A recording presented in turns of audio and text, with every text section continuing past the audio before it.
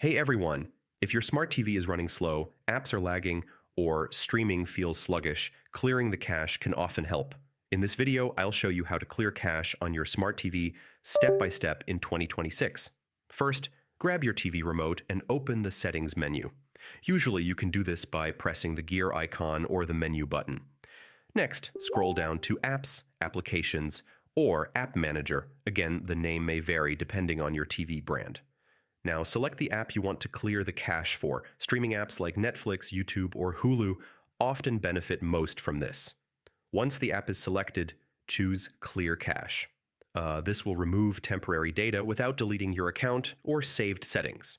Repeat this process for any other apps that are running slowly. Yeah, clearing cache regularly can help keep your TV running smoothly. Finally, restart your smart TV to finish the process.